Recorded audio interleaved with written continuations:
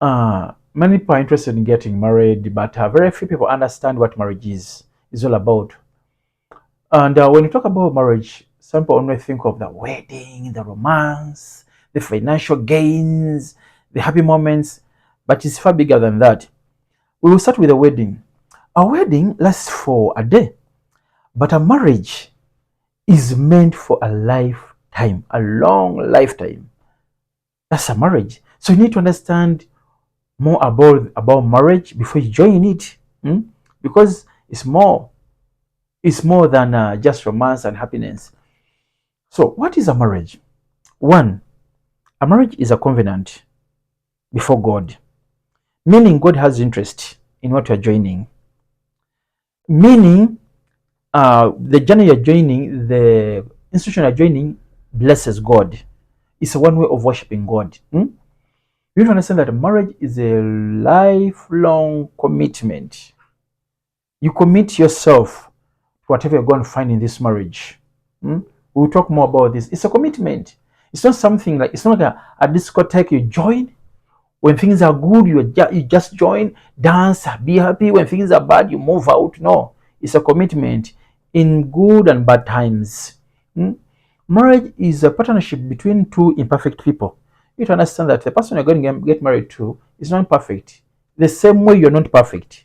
Even this person is not perfect. So meaning that at a certain point, A or B, you might get misunderstandings. You might disagree. So you should understand it's a partnership between two imperfect people. But again, you need to understand that this is a journey of growth, sacrifice, and mutual support. In this institution, you must be ready to grow together. You must be ready to sacrifice. Let me tell you something. The truth is that marriage involves sacrifice. You must be ready to sacrifice. Marriage still is all about mutual support. Help each other get better. Often I tell people that be ready to help your partner to get better than the way you found him or her. So we should understand it's not just all about romance, beauty, and financial gains. No, it's bigger than that. So marriage is all about that. But now we need to understand that marriage has a purpose. Why did God create this institution? Why? Marriage is for companionship, is for mutual support, it's for companionship. It's for two people to coming together, give each other company, help each other, grow together, live life together. It's for mutual support. You must support each other, get better. It's for building a family. You must be ready to build a family. I don't know which family God is going to give you. God might give you children, or might bring in some more people, some more other people coming, joining you and start living together. Or even it might be just for the two of you. It's all about building a family. Marriage is about providing a safe environment for raising children. You must be ready for that. Now, when kids come in, it's no longer about the two of you.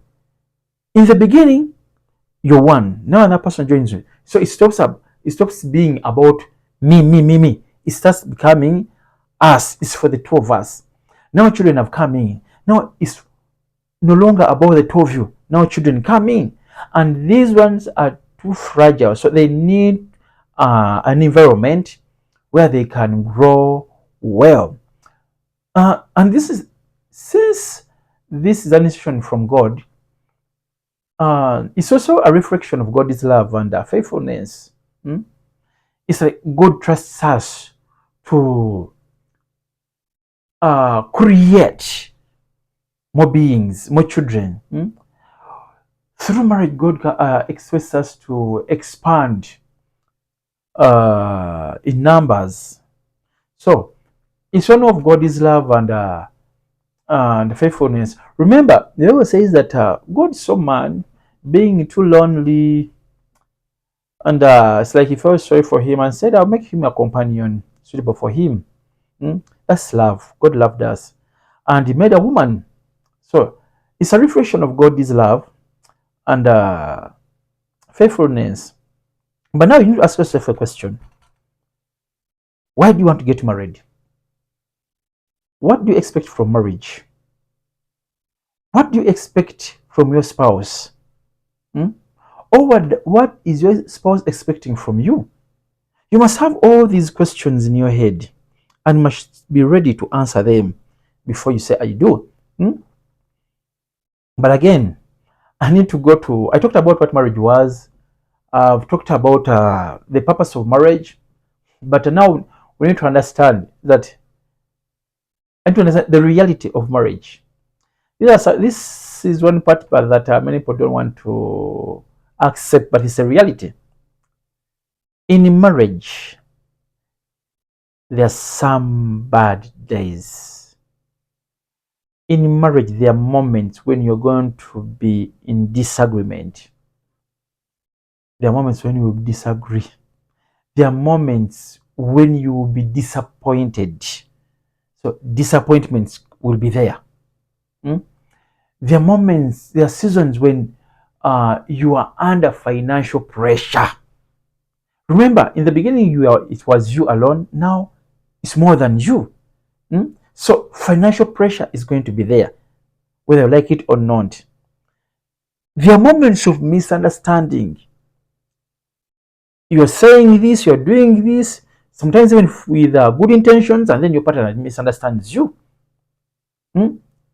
So, the issue is, marriage is not finding the perfect person. It is learning to love the imperfect person faithfully. So in this area, we need to understand that these things are going to be there. You're going to disagree. You're going to get disappointed. You're going to reach a level when finances are a problem. You're going to reach a level of misunderstandings. But understand that you are two people coming together, but very imperfect. And you should understand that it's all about learning to love that imperfect person faithfully. That's marriage. I want to move very quick, and then some of the things you need to understand. If you're going to overcome some of these challenges, you need to learn the art of communication. Believe me, the backbone of marriage is communication. The lifeblood of marriage is communication. You must learn to listen before responding. This is something that disturbs a lot of people. You must learn to listen. Listen with the purpose of understanding, not with the purpose of responding. No. Listen with the purpose of understanding, not responding. That is all about, that's communication. You must learn to speak respectfully, even when angry. Sometimes people tend to speak unreasonably when they are angry. But in marriage, even at the moment when you're angry, learn to speak with respect. Respect your wife when you're talking. Yes, respect your husband when you're talking. I know you're angry, but the best way you're going to calm down that fire is by speaking with respect. Never use insults or humiliation. Don't insult your partner at a time when you're angry, when things are not moving your way. Let me tell you, communication is key.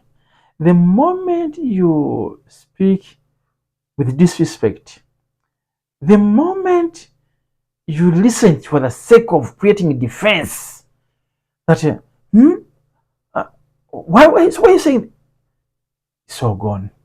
So you must learn to listen, not to reply, but listening to understand. You must learn to speak with respect, even when you're hungry. When you're angry, you must learn to never insult each other. You must learn to discuss issues instead of avoiding them. And this is a problem for many people. Some people tend to avoid issues that are prevailing in their marriage. Learn to address these issues at the right time, and when still early, address these issues. The earlier you address these issues, the better. But remember, in addressing these issues, some of these issues may be hurting, but learn to bring them out in a respectful way. In a respectful way. Learn to bring them out without insulting. Learn to bring them out in an orderly way, in a way that is not going to be like an abuse unto the other person. But also one thing I should not forget in marriage, in communication, when married, learn to apologize. And this is an issue, a big problem for men. You must learn to apologize to your wife. So you must learn to apologize. And it's a very big problem. But apology comes down the fire. So you need to learn to apologize. Learn to attack the problem, not your spouse. That's a very key point. Learn to attack the problem, not your spouse. Your spouse is imperfect the same way you're imperfect. The challenge, what is disturbing you is the challenge in front of you. Attack the challenge. How are we overcoming this challenge? And how do you think we can work this out? I'm really tired of this situation, but how can we? Give me all your idea. You should be ready as partners to sit on a round table and talk about these issues. The problem with many people is that they want to keep quiet. People keep quiet and these things grow big and they end up becoming a very serious problem. So you must learn to sit down and talk. And this brings me to a point of conflict resolution. How do you handle when things are not working out well? How do you handle? Conflicts are going to be there, whether you like it or not. But how are you going to be handling them? The first thing, please, learn to address these issues early. Learn to address these issues early. Don't prolong the time of addressing these issues. The more you prolong, other issues may come in. And then by the time you start talking, you have turned into a time bomb. You are a tiny bomb. By the time you start talking, you just blast and destroy everything. So in conflict resolution, we need to face these issues as quickly as possible. When an issue has been brought, or when you have been angered by your partner, please learn to forgive genuinely. Learn to forgive genuinely. Not just for the sake of saying, okay, I forgive you, but deep in your heart, even speak to the person inside your heart, inside you. Please, you must let this go. This institution is ours to benefit. So let go. Tell the inner person to let go. Then avoid involving outsiders very early. The problem with many people is that when they get annoyed, they will very much rush to talk to their mom. They rush to talk to their dad. They rush to talk to friends, neighbors, and so on. But it's very wrong. Don't rush. First sit and talk, the two of you. It's very unnecessary to bring in outsiders very often. But again, I also remembered an issue of divorce. There are people who often talk of divorce whenever they get misunderstandings. But please, never threaten your spouse with divorce because of an argument. Don't say, when you do this, me I'm divorcing. Some people are very funny. You tell this, I'm divorcing, I'm leaving. And the person will say, okay, you go. Any other day, none of you is benefiting. Remember, sometimes when you're having kids, so it's all about sitting down and talk about these issues.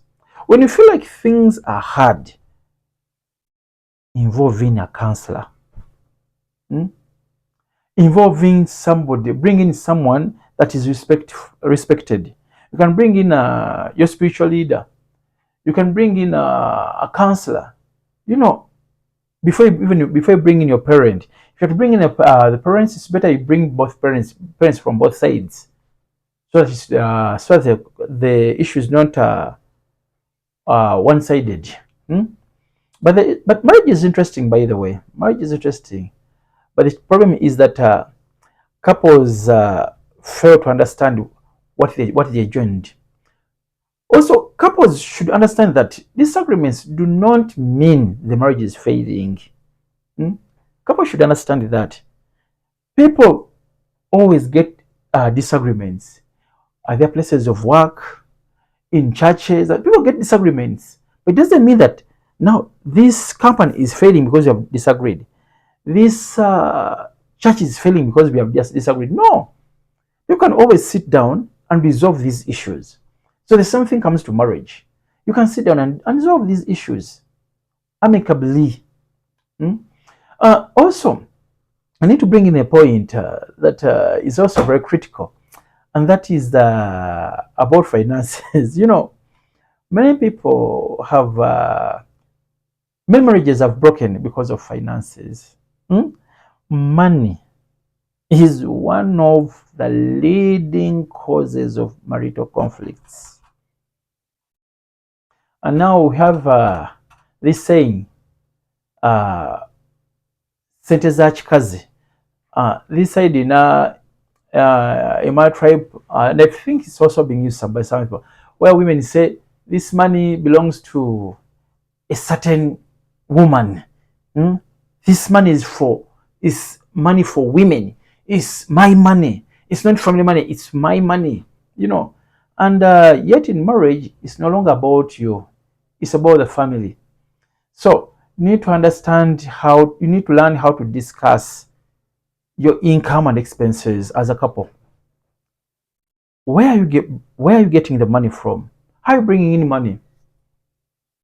And how are we spending this money?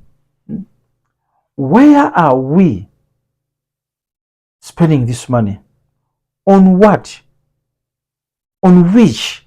You need to handle these carefully before you say I do.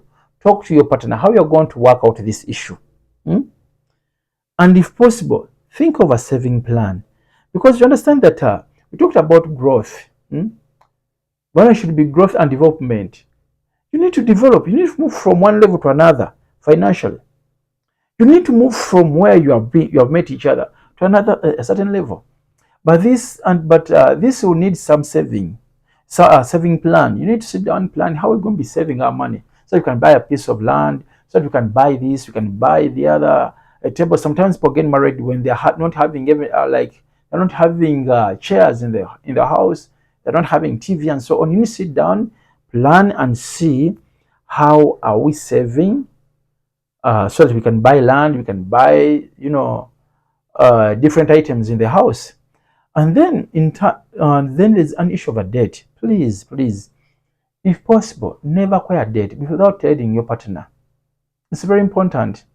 Some marriages have broken completely because of debts. Talk to your partner before you go in for debt. You need to learn how to handle these debts. It's very important. Why are we having this debt? How are we going to finance this debt? In case this plan fails of servicing this debt, what is plan B? And then you must also have financial goals. It's very important. And also be transparent in your spending. There are people who have failed completely to be transparent when it comes to how they spend. But you need to be transparent when it comes to your spending. Finances have brought a big problem. But you need to understand all these things and handle these things before you say, I do. I can ask you a question. Or you should ask yourself questions like, who will be managing our finances? How will we be making major purchases? How will we be making the decision when it comes to making big purchases? What are your financial priorities as you, my partner? What are your priorities? How are we going to be handling our expenses? Who's going to be managing the funds? Is it going to be the two of us or one? So, because of time, I want to move very fast. But it's very important you learn how to handle money. Money is a big issue. Then also come back to the issues, and another issue that is within the home. That's roles and responsibilities. Some of these, you know, some people think they know much about what they're supposed to be doing in the marriage, but it's not until when you speak about it and then they realize that, okay, I didn't know. You need to understand that. First of all, you need to understand that marriage is teamwork. The two of you need to work together to build this institution. When it comes to responsibilities, it's no longer about so and so. It's about the two of you looking for a way of helping each other, of working together to build this, because you are a team. Both of you should contribute differently, because you have different strengths, you have different capabilities. Both spouses contribute differently. You should understand that. You need to know. You need to learn how to be submissive. Let me, you know, we are in a generation where submission is a very big problem. When we talk about submission, women complain a lot, but you need to be submissive. That's biblical, and even that is the way things are in all cultures. You need to be submissive as a woman. But also, man, you should learn how to love. Loving is a role of practicing love unto the spouse is a role of a man biblically. The Bible says the man should love his wife, and the woman should be submissive. So we need to understand our role. Let me tell you, a healthy marriage thrives when both partners serve each other with love and respect. That's when the marriage becomes healthy. So you should be ready to work as a team. A woman should be ready to be submissive. Submission is cooperation, not slavery. So you need to understand that. So you should be ready to be submissive. You should understand that leadership is a service, not dominion. Logically, it's known that a man is a leader of the home, but being a leader is a service, not domination. So, my fellow men out there, it's not about dominating a woman. No. It's a service. And you, my sisters, being submissive doesn't mean slavery. No, it is cooperation. And you should understand that, we should also understand that both spouses contribute differently, because you have different capabilities, different understanding, different. But you need to sit down and work as a team, so that all these responsibilities, all these roles are well facilitated without arguments. You understand me? But marriage is interesting. You should understand this. Marriage is interesting. You just have to understand the things in a simple way. Marriage is very much interesting. But people tend to see it differently. So there's also an issue of in-laws. We should understand the issue of family and in-laws relationships. In many marriages, in-laws have become a problem. Understand that you leave your parents and cleave to your spouse. You leave your brothers and cleave to your spouse. You leave your friends and cleave to your spouse. You leave understand that now this is something new you have joined. You left all the other people to come and be with this person. So you must learn how to handle. You tell your people, you tell your parents to respect your marriage. And please, parents, sisters and brothers, respect marriage. When these people decided to come together, it was all about them, not you. So please don't come into their marriage without them inviting you. Hmm? Don't bring in your ideas without them asking for your ideas. You actually, you need to request. You need to request. You need to understand. You need to just wait to see them bringing you in before you make your own decisions. And also, in this way, you must learn to put boundaries. Hmm? You as a couple, learn to put boundaries. Where does your mother stop? These friends, your siblings, where do they stop? Hmm? You know, often I tell people that Lillian is my wife. I'm responsible for her. If there's anything you want to discuss about her, count the both of us. Wait when both of us are around, tell us. If there's anything that is not going well with you concerning her, talk to me. Don't attack her, talk to me. She's my wife. You're my sister, you're my brother. She is my wife and my responsibility. Hmm? So, you all other people, I love you, I respect you, but this one is my responsibility. Hmm? The spouse, you understand that this,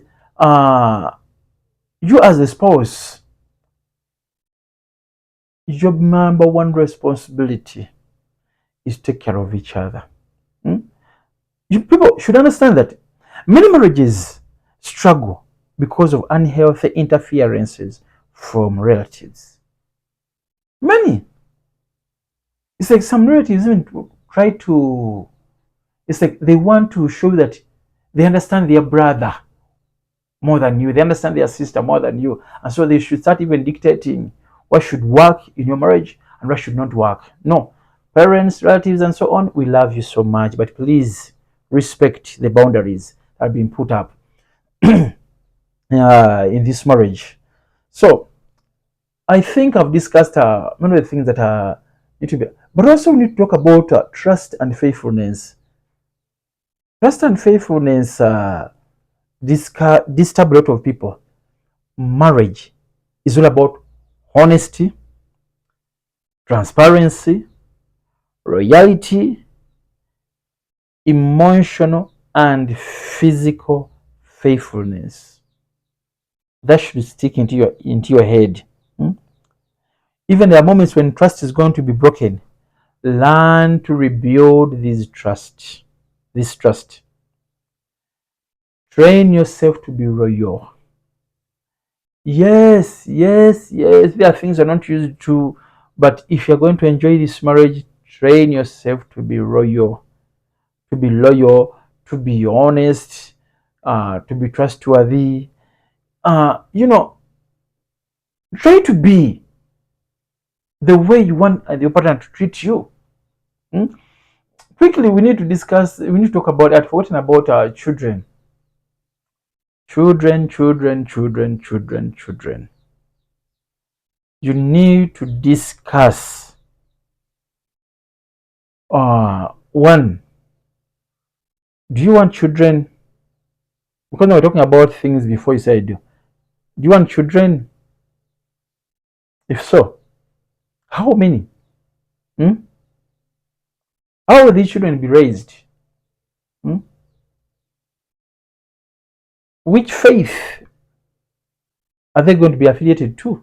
Or which faith are they going to be having? Where do you need to take them to school? Hmm? How are we going to raise them? Are we going to get a maid? Is one of us going to be staying home? At what age are we taking them to school? All the things about kids have to be talked about. Hmm? And you should try to really give them train them to be disciplined. You should train them to love you as their parents, not just as a man and a woman, but love you as their parents. In that way, they will even learn how to respect you. But respect, remember, respect won't come, doesn't come naturally. Respect comes because you have fulfilled your responsibilities as a parent. So you need to discuss all these matters. You need to discuss the issue of religion. This issue of your religious faith. You need to discuss that because sometimes people get married, one being a Muslim, the other one being a Christian. You need to discuss all these things. How are we going to be handling this? Will I be? Is it that I will be going to my former church, or now we're going to be going to the same church? How will we be going to handling this? We need time to pray together, and please understand that for any marriage to thrive, you need to pray together. You need to learn how to worship God together. You need to learn how to read scriptures together. You need to learn how to seek God together. It's very important. And your kids are going to learn from you. The moment you don't pray, the kids are not going to learn how to pray. The moment you don't read scriptures, your kids won't learn how to read scriptures. So you need to talk about these issues too much. As I think I've talked about most of the things, but we need to understand that marriage is not self-sustaining. Marriage is a continuous work. It's continuous, and often we say this is an institution where you never graduate. You never graduate in marriage. It's like you never understand your partner 100%. Like every day we learn something new. Every day we learn something new about our partners. We learn how to handle them. We learn how to be patient with them. We learn how to forgive them. We forgive today, forgive tomorrow, forgive the other day. We learn how to trust them. Even at times when trust seems to be on a very thin line, but we learn how to trust them. We learn how to,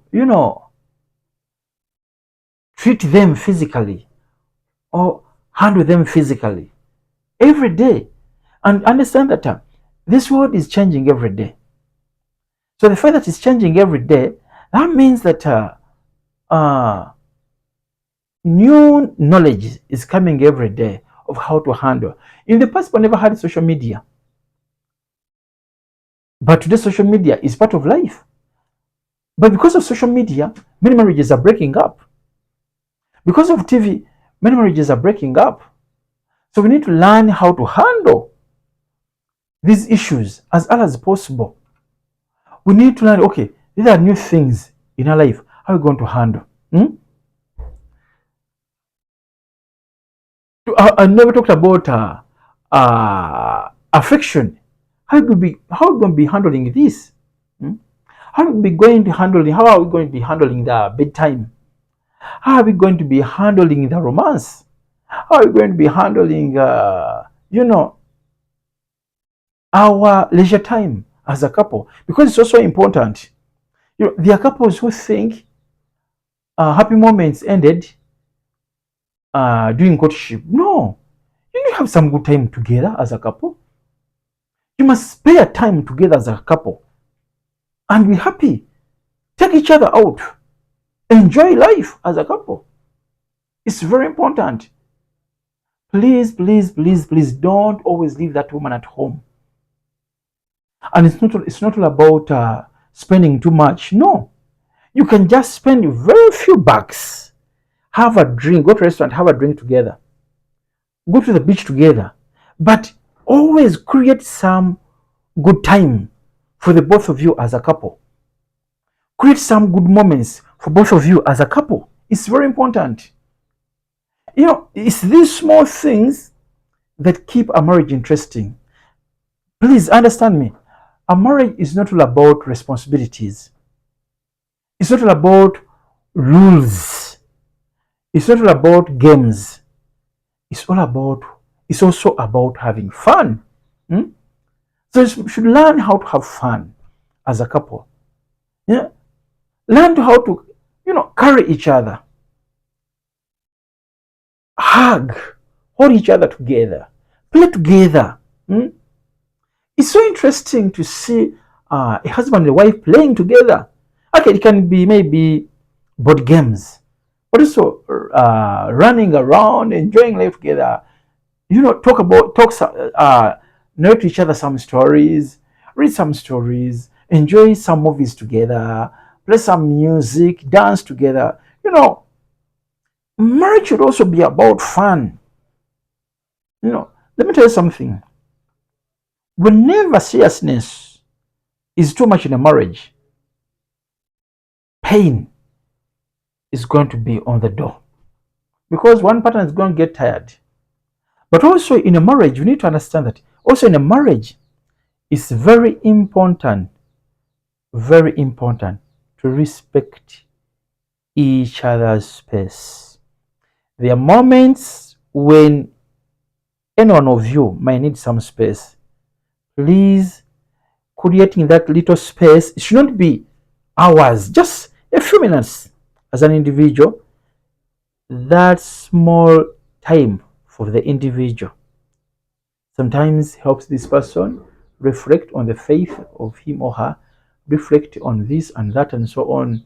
So should you, and don't create it because you got misunderstandings. No, we should once in a while create time just as a couple.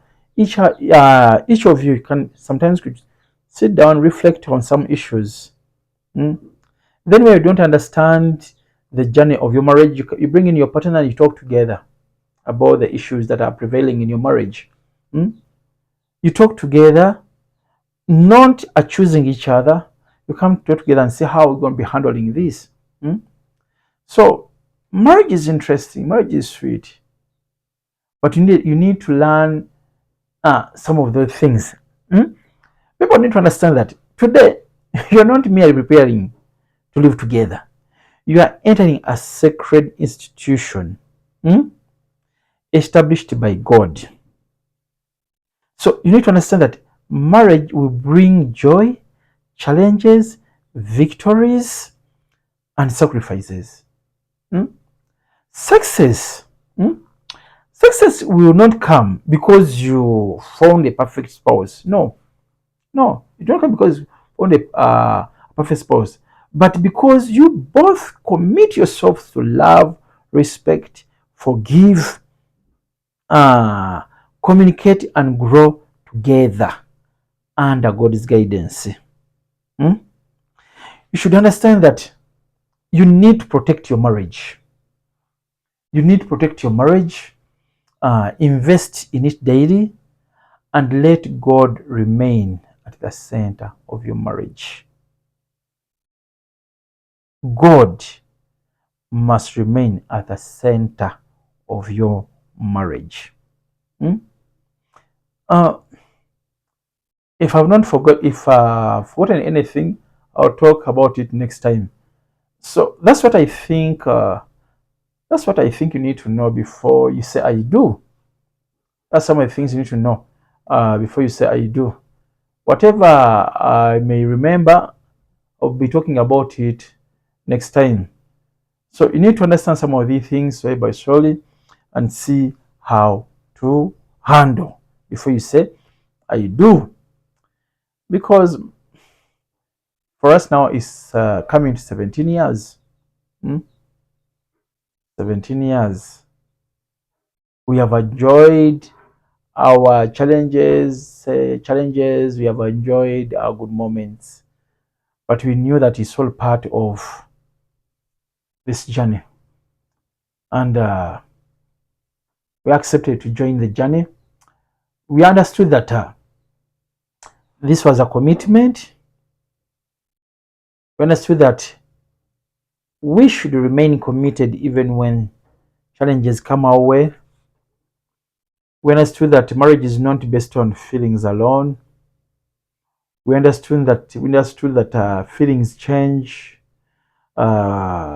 Commitment sustains marriage during difficult moments. We understood that. We have had a bunch of our challenges, but we stayed committed. We stayed committed to communicating to each other with respect, with love, listening to each other, without preparing defense, by listening to each other to understand. And God has been gracious unto us till now. So, are you interested in marriage?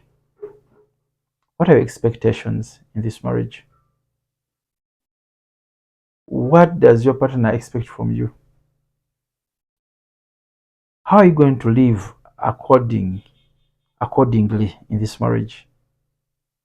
Because at the end of the day, whatever you're going to be doing will either impact your marriage negatively or positively. God bless you.